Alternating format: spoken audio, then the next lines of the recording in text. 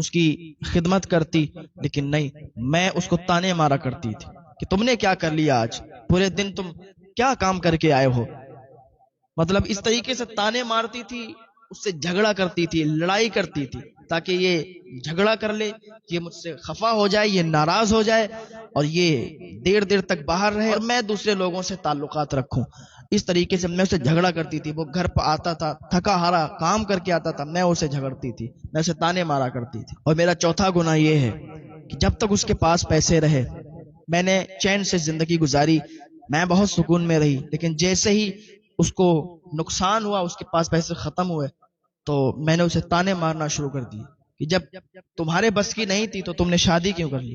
تمہارے پاس پیسے نہیں ہیں، کیا یہ زندگی ایسے ہی چلے گی؟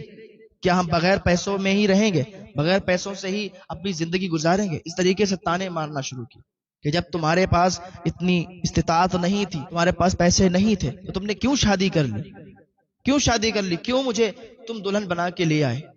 جب تم سے میرا خرچہ نہیں جھیلا جاتا، جب تم سے میرا خرچہ نہیں اٹھایا جاتا، تو میں تمہاری بیوی کہے گی؟ طلاق دے دو، مجھے چھوڑ دو، چلے جاؤ، تم کسی کام کے نہیں ہو۔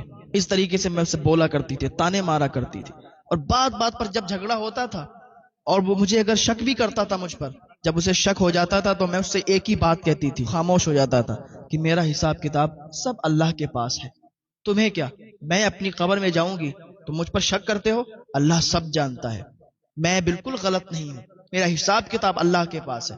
آج ہمارے یہاں بھی کوئی بات ہو، اگر آدمی غلط بھی ہو تو وہ یہی کہتا ہے کہ بھائی مجھے اپنی قبر میں جانا ہے، تمہیں کیا مطلب؟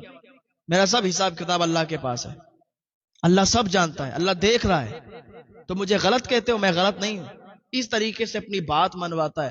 جب آدمی اس طریقے سے بات کہتا ہے تو سامنے والا ویسے ہی ڈھیلا پڑ جاتا ہے کہ بات تو صحیح ہے، اگر یہ غلط ہوتا تو پھر ایسی بات نہیں کرتا، اس کا مطلب یہ صحیح ہے، کیونکہ اللہ تعالیٰ سب جانتا ہے، سب دیکھتا ہے، اور یہ کہہ رہا ہے کہ اللہ سب جانتا ہے، سب دیکھتا ہے، میرا حساب کتاب اللہ کے پاس ہوگا۔ اتنی بڑی بات ایسے تھوڑی نہ بولے گا، اس کا مطلب یہ غلط نہیں ہے۔ انسان غلط ہو کے بھی ایسی باتیں کرتا ہے، آپ سمجھ لیں کتنا بڑا وہ گناہ کا کام کرتا ہے، کتنا بڑا جرم کر رہا ہے کہ اپنے گناہ میں، اپنے جرم میں، اور حوالہ دیتا ہے کہ اللہ سب دیکھ رہا ہے، میرا حساب کتاب اللہ کے پاس ہے۔